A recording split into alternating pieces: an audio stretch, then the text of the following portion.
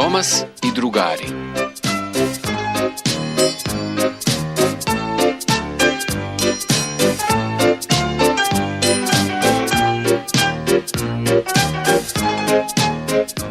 Zviždanje i kijanje.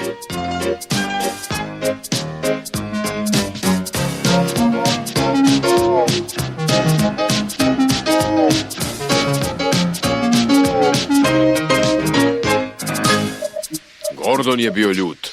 Zašto je Henry dobio novi oblik? Gunđao je. Ako je meni ovako dobro, trebalo bi da bude i njemu.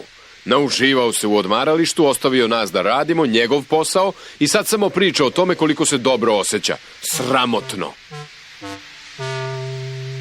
I još jedna stvar. Henry previše zviždi. Nijedna ugledna lokomotiva nikada glasno ne zviždi na stanicama. Nema tu ništa loše, ali to se jednostavno ne radi. Jadan Henry više nije bio srećan. Nema veze, šaputao je Percy. Meni je drago što si se vratio kući i sviđa mi se tvoje zviždanje. Doviđenja, Henry, rekao je Gordon. Drago nam je što si ponovo sa nama, ali zapamti ono što sam ti rekao. Kasnije se Henry zaustavio na Edwardovoj stanici. Zdravo, Henry, rekao je Edward. Izgledaš izvanredno.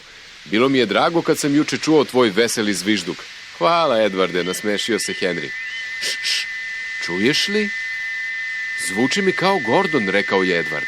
Mora da je Gordon, ali on nikad ne zviždi tako. Bio je to Gordon. Sjurio se nizbrdo neverovatnom brzinom. Nije pogledao ni Henrya ni Edwarda. Prozviždao je pravo kroz stanicu i nestao. Lepo, reče Edward. Ma nema tu ništa loše, pućkao je Henry, ali to se jednostavno ne radi.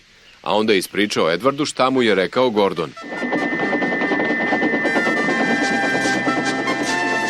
U međuvremenu Gordon je zviždao šinama. Buka je bila grozna.